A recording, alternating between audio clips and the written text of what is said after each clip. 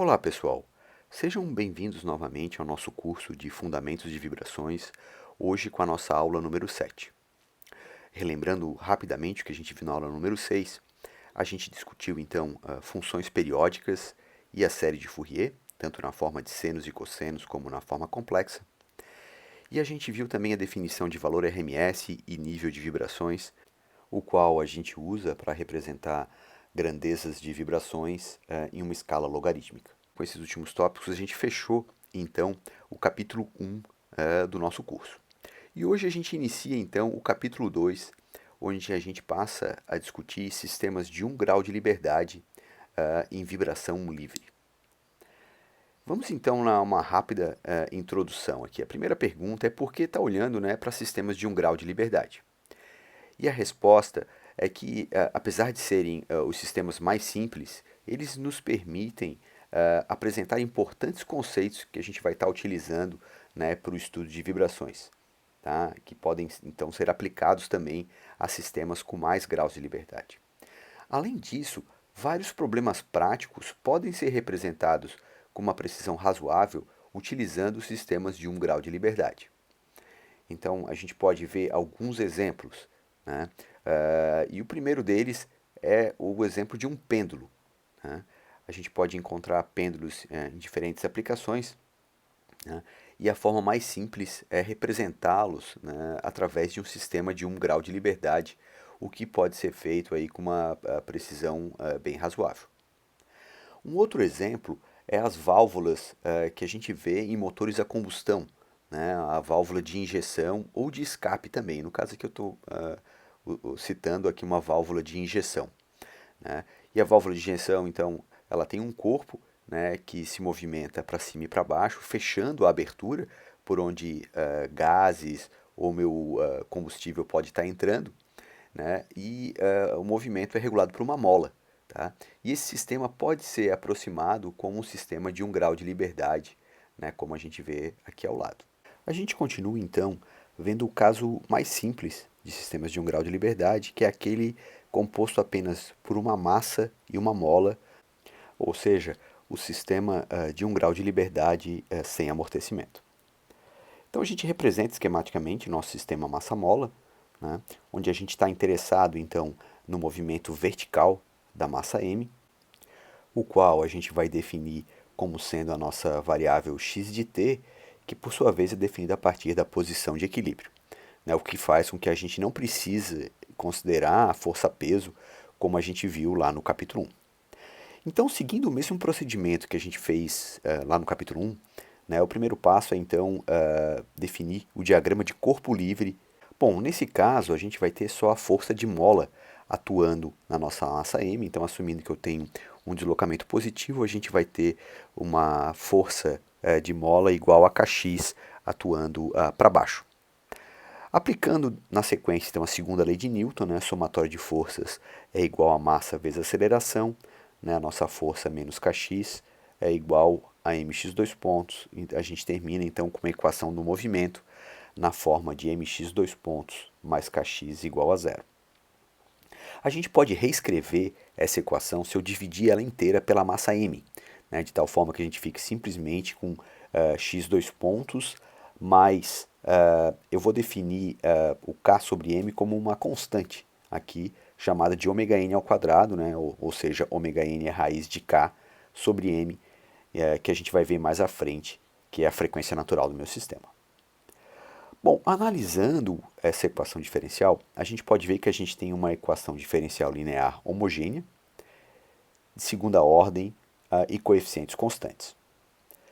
Bom, a solução de uma equação diferencial desse tipo, né, se a gente dá uma relembrada na teoria de equações diferenciais, segue alguns passos. O primeiro passo é uma proposta de solução, né, que a gente então substitui na nossa equação diferencial, e com isso a gente obtém o que a gente chama de equação característica. Né, obtendo as raízes dessa equação características na sequência, a gente vai obter, né, as nossas constantes da solução, que eu posso então substituir e obter a nossa solução geral. Bom, para a equação diferencial em questão, a gente propõe então uma solução na forma do moan exponencial, ou seja, um x de t igual a e na st. E se eu substituir na minha equação diferencial, né, a derivada segunda dessa minha proposta de solução vai aparecer um s quadrado, né? Derivei uma vez, aparece s multiplicando, mais uma vez vai aparecer um s quadrado, AE na ST, mais ômega n AE na ST igual a zero. E se eu colocar o AE na ST em evidência, né, a gente tem ali entre parênteses s quadrado mais ômega n ao quadrado.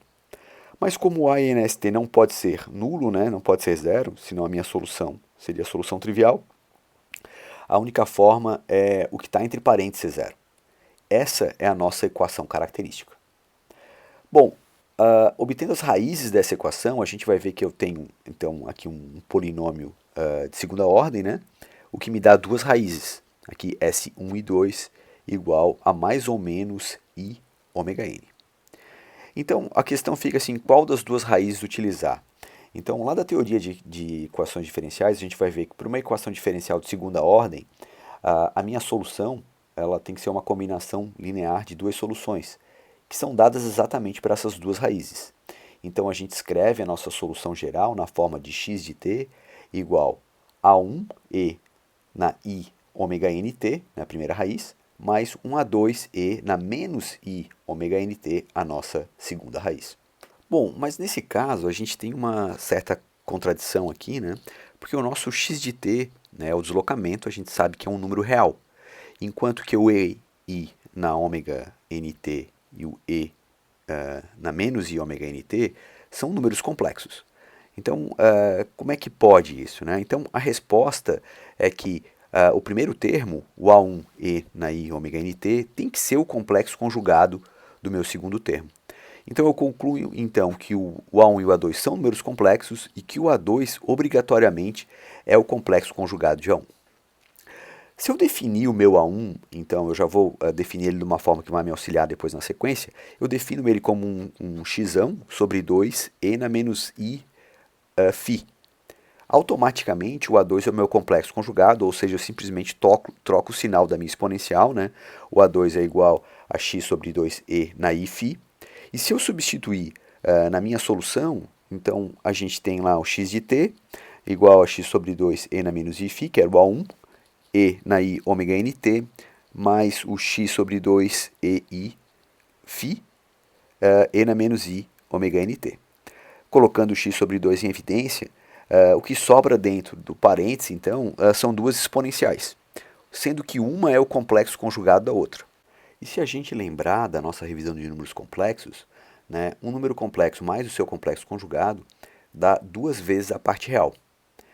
E se eu puxar a fórmula de Euler para a nossa exponencial, a gente lembra que a parte real é um cosseno. Ou seja, a soma dessas duas exponenciais nada mais é que duas vezes cosseno de ômega nt menos φ. Então, se eu cortar com o 2 que eu tinha dividido x, sobra então x de t igual a x cosseno de ômega nt menos φ. Por último, a nossa conclusão então é que um sistema de 1 grau de liberdade sem amortecimento, se eu coloco ele para vibrar, ele vai vibrar sempre de forma harmônica, independente, né, dos parâmetros do meu sistema ou do que eu aplico de condições iniciais. E a frequência com que ele vai vibrar é exatamente o ômega n, que a gente chama então de frequência natural. Por último, as nossas constantes x e φ, que apareceram ao longo da nossa derivação aqui, né, são constantes que vão então depender das condições iniciais que eu aplico para o nosso sistema. Como eu tenho duas constantes, eu vou precisar de duas condições iniciais, que são em geral então dadas, né, pelo deslocamento, para t igual a zero, que eu vou chamar de x0, e a velocidade, x ponto, para t igual a zero, que eu vou chamar então de x0 ponto. Antes de eu aplicar essas condições iniciais, eu vou precisar obter a velocidade. Então, para isso, a gente deriva a solução que a gente obteve anteriormente. Então, x ponto de t, né, a derivada do cosseno, vai ser menos seno, vai aparecer um ômega n multiplicando, né, menos ômega n, x seno de ômega nt menos φ. Então, aplicando as nossas condições iniciais, né, a gente tem de x, quando t igual a zero, o ômega n vezes t vai zerar, né, vai sobrar simplesmente x cosseno de menos φ, que é igual a x0. E o x ponto, né, para t igual a zero, vai ser menos ômega n x seno de menos φ. Isso é igual a x0.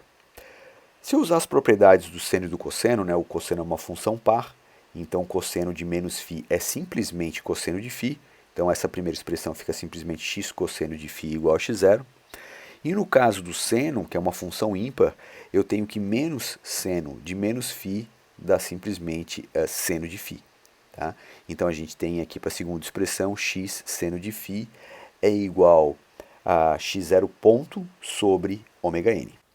E resolvendo esse sistema de equações, a gente chega então que o nosso x nada mais é que raiz de x0 ao quadrado mais x0 ponto sobre ômega n ao quadrado, enquanto que o φ é o arco tangente de x0 ponto sobre ômega n x0, né? Lembrando que essa expressão é válida para o φ de menos π sobre 2 até π sobre 2. A gente também viu no capítulo 1 que a gente pode escrever uma função harmônica como a soma de um seno e de um cosseno de mesma frequência. Então a gente pode usar uma identidade trigonométrica para abrir o nosso cosseno de ômega t menos φ, né, da seguinte forma. Né? Então, se eu botar o x em evidência, o cosseno de ômega t menos φ fica cosseno de ômega t, cosseno de φ, mais seno de ômega t, seno de φ. E se a gente volta naquele sistema de equações que a gente tinha antes, a gente lembra que x cosseno de φ nada mais é do que x0. E x seno de φ nada mais é do que x0 ponto ômega n. Então, substituindo, a gente tem então uma expressão para o x de t na forma da soma de um cosseno e seno de mesma frequência e diretamente relacionado com as condições iniciais do meu sistema. Então, isso é uma outra alternativa para aquela outra expressão. Na sequência, a gente pode ver um exemplo. Tá? Então, seja o exemplo de uma caixa d'água composta por um reservatório, né, que está suspenso por uma coluna engastado ao solo. E o reservatório, então, ele tem massa m, enquanto que a minha coluna, a altura dela é dada por L, e ela tem propriedades aí, EI, né, modularidade e momento de inércia diária da minha seção transversal. E a gente vai assumir que eu tenho um vento, né, lateral soprando, tá? E esse vento provoca um deslocamento na minha caixa d'água de 0,2 metros. E a partir desse ponto o vento para, né, e a caixa d'água então balança em função desse deslocamento inicial. Tá? Então, e o objetivo aqui é determinar o nosso x de t.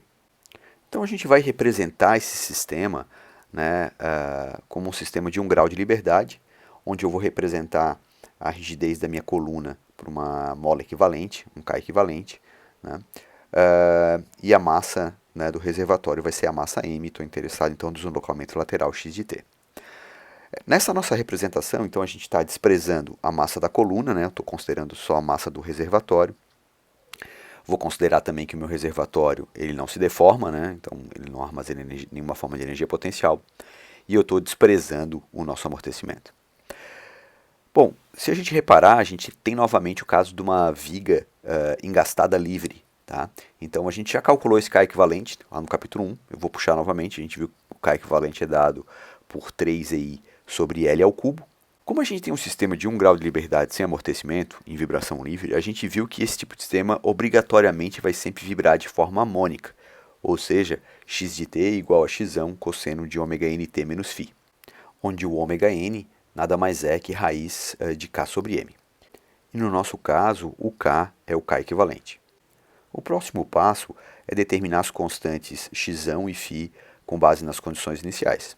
Ou, se a gente quiser, a gente pode escrever naquela forma onde eu relaciono diretamente com as condições iniciais, né? Ou seja, x0 cosseno de ômega t mais x0 ponto sobre ômega n seno de ômega nt. Bom, o x0 é aquele deslocamento inicial que o vento causou, igual a 0,2, e se eu assumir que o vento parou e deixou minha caixa d'água sem velocidade, a gente vai ter que o x0 ponto também é zero, ou seja, o nosso segundo termo zera, e a nossa solução final fica simplesmente, então, x de t igual a 0,2 cosseno de ômega nt. Na sequência, a gente discute sistemas rotacionais de 1 grau de liberdade sem amortecimento. E o procedimento que a gente vai seguir é exatamente o mesmo que a gente usou para sistemas em translação. Então vamos dar uma olhada em alguns casos de sistemas rotacionais. E o primeiro deles é exatamente o caso de um pêndulo simples. Então, novamente, a gente tem um pêndulo de massa m, né, e comprimento L da barra que liga até o ponto onde ele vai estar girando em torno, né? E a gente vai utilizar como variável aqui o ângulo θ, né, o que me dá então um sistema de 1 grau de liberdade.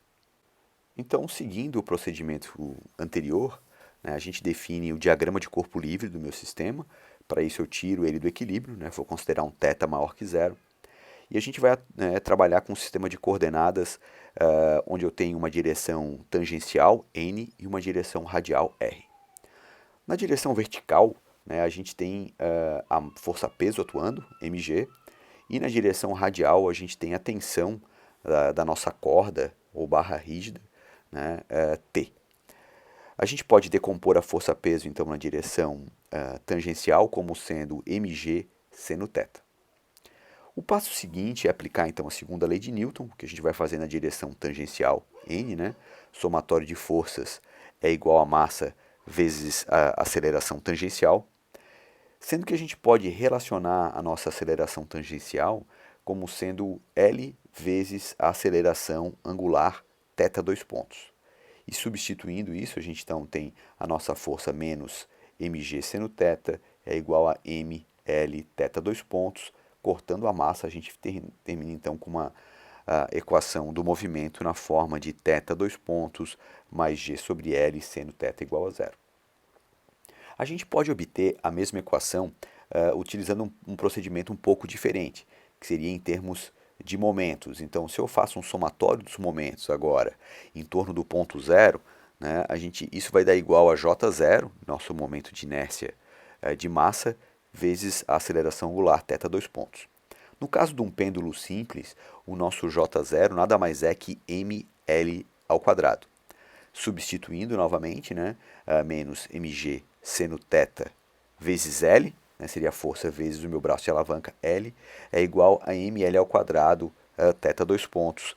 Né, e cortando, então, simplificando a nossa expressão, a gente termina exatamente com a mesma equação, ou seja, θ dois pontos mais g sobre L seno de θ igual a zero. E a primeira coisa que a gente pode notar é que a gente tem agora uma equação diferencial não linear, cuja solução é muito mais complicada e a gente não vai estar discutindo aqui na disciplina. Mas a gente pode linearizar essa equação, né, de forma a ter uma equação diferencial linear e aí resolver como a gente estava fazendo antes. Para isso, a gente assume pequenos deslocamentos, tá, do nosso pêndulo, o que nos leva a seno de θ ser aproximadamente θ.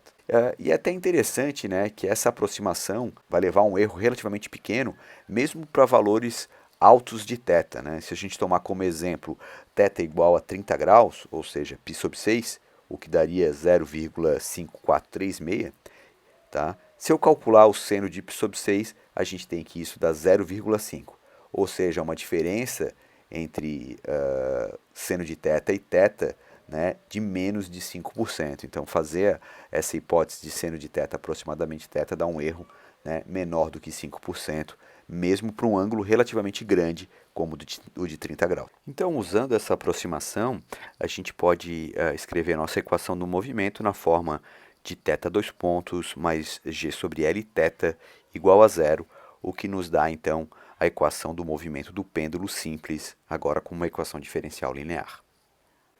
Se a gente analisar essa equação diferencial, a gente pode ver que, na verdade, a gente tem a mesma equação diferencial que a gente tinha antes, onde a gente trocou o x de t por θ de t, né, a massa por L e a rigidez pela gravidade g. Né? Então, a solução é exatamente a mesma, né? Mudou simplesmente a função e as constantes. Né? Então, a gente chega à conclusão que a gente vai ter novamente uma solução na forma, né, de uma função harmônica.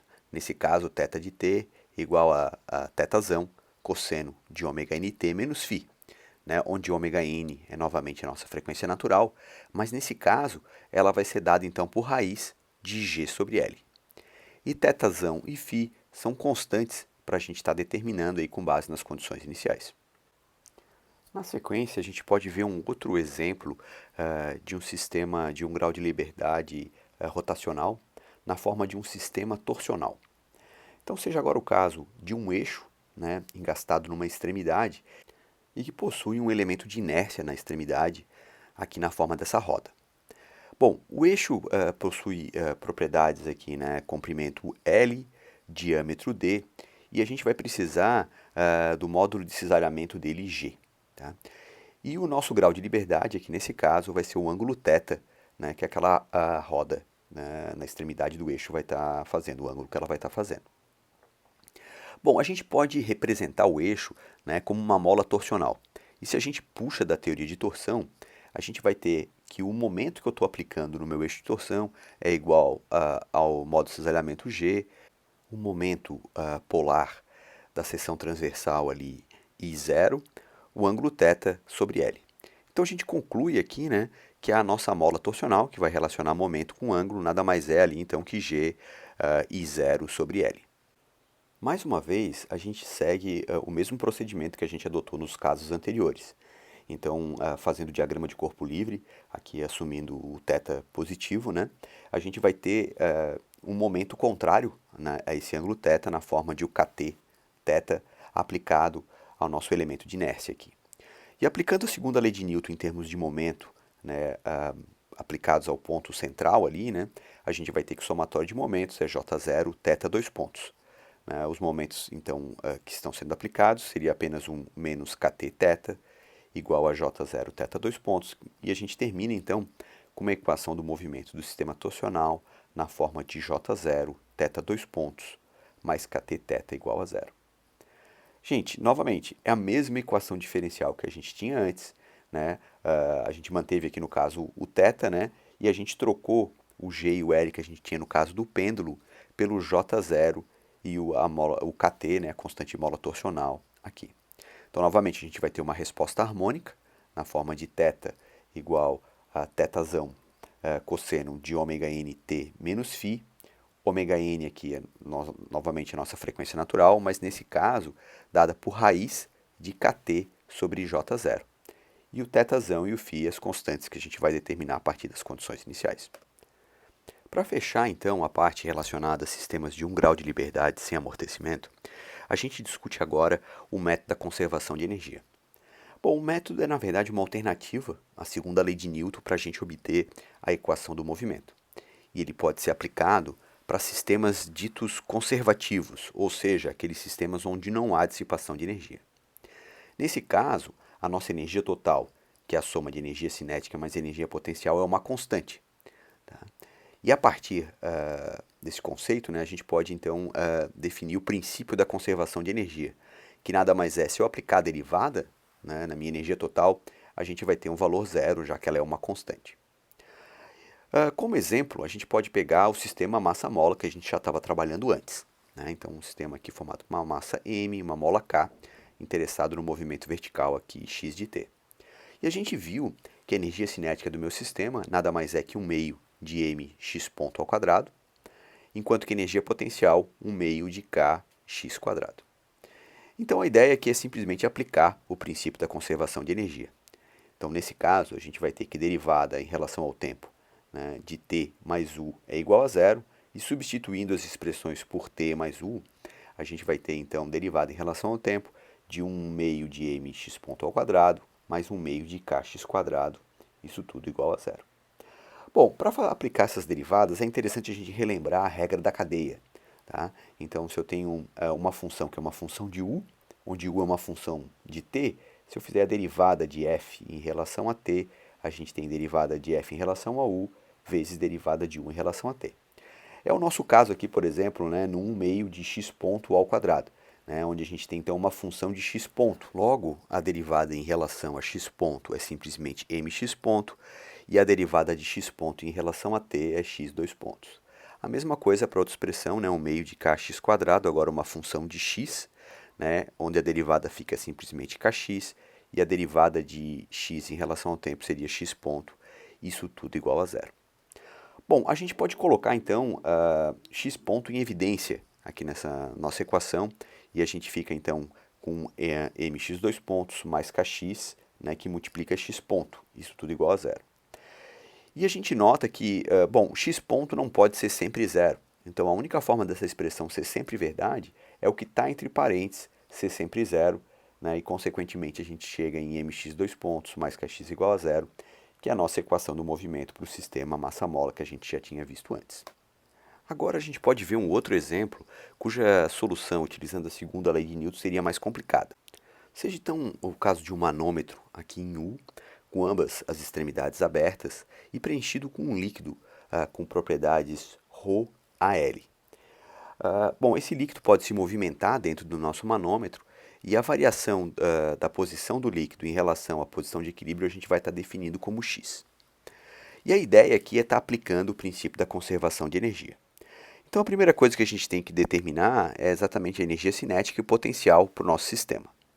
No nosso caso, né, como o líquido se movimenta, né, se eu tiver a massa do líquido e a velocidade, a gente tem energia cinética, né, um meio aqui a massa do líquido ρAl e a velocidade dele x ponto ao quadrado. Já a energia potencial vai ser do tipo gravitacional e vai estar associado ao peso do volume deslocado em cada uma das extremidades.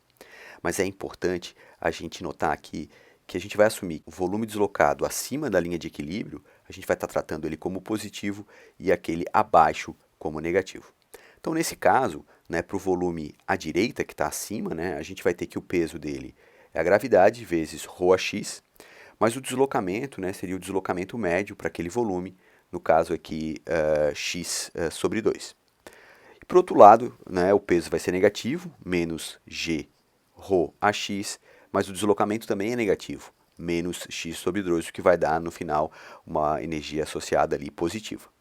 Nesse caso, a nossa energia potencial fica então ρ g de gravidade x ao quadrado. Então, substituindo então essas duas expressões de energia cinética e potencial, né, no princípio da conservação de energia, a gente vai ter que derivada em relação ao tempo, né, da energia cinética mais energia potencial é zero, onde a energia cinética é um meio de ρAl x ponto ao quadrado e da energia potencial ρAg x quadrado.